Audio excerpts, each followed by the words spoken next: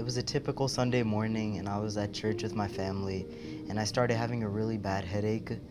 So I went home and I took a nap, and when I woke up to go to the bathroom, I could barely even walk. I was having a hard time breathing, so my parents brought me here to the Alberta Children's Hospital.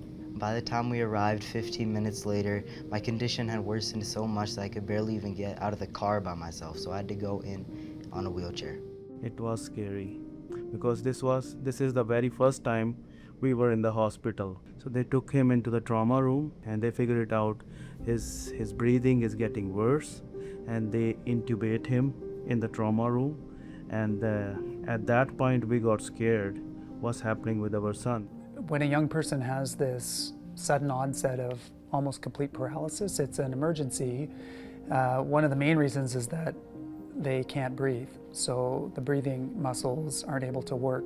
Thanks to our neurocritical care team, our advanced brain imaging MRI scanner, we were able to see him very quickly, get the pictures we needed to figure out why it was happening to him. MRI plays that role, but having the top-end technology, which we're lucky to have here thanks to community support, lets us do it quickly and as effectively as possible.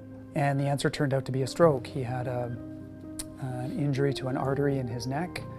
It was sending blood clots into some parts of his brain, but specifically into his spinal cord. And it was that one particular clot that had caused this very sudden and complete weakness of his limbs. So having an acute stroke like this at the top of the spinal cord or near the brainstem it's life-threatening, but even if you can survive, it has a very high risk of long-term severe disability. So our job early is to do what we can to stabilize a young person, find the cause, try to prevent any more damage from happening, to give them the best chance at making a good recovery. He had to receive medication to undergo that, so he's in a medically induced coma for a period. We prayed for his miracle, and God did the miracle for us. When he woke up from coma and moved his leg for the first time after maybe 7-8 days, so it was just like a miracle for us. We were so grateful that he is out of the woods now, but we knew one thing, it's a long road for him to get his strength and his mobility back. But one thing we knew, that he is in the best hospital and the best team is working behind him. I started meeting some amazing occupational therapists and physiotherapists who helped me get back on my feet. And then after 25 days in the hospital, I left the hospital on my own 2 feet. I didn't even want to leave the hospital because I was just so cared for, the amazing people that I met, and just the atmosphere of the hospital. I really loved it. My parents had to remind me multiple times that this is a hospital and not a hotel. Uday's recovery from this has been remarkable. Even in those first few days in the ICU, he showed what a strong young man he is. He went from being completely paralyzed, unable to move, to walking and talking and using his hands. And each time I would see him, I was stunned to see the amount of gains he would make.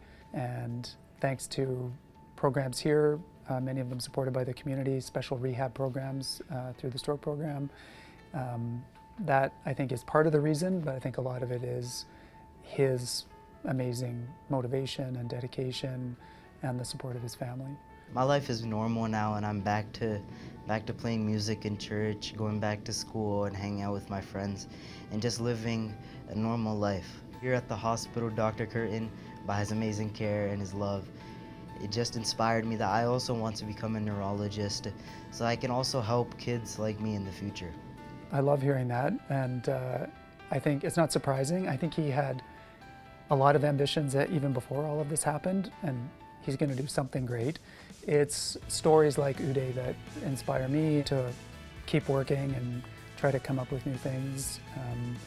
It helps us develop programs like the stroke program, like NCC. We've got community support and backing to build new programs, try new things. Treating and trying to fix brain problems is difficult. The brain doesn't heal the way a lot of the rest of the body does, and so they're big problems to tackle. That's why it takes these teams and it takes research and innovation to find ways to help young people recover from serious brain problems. So when we see young people benefit from the program, do the best they possibly could, it really drives all of us to keep going. I've come to love this hospital.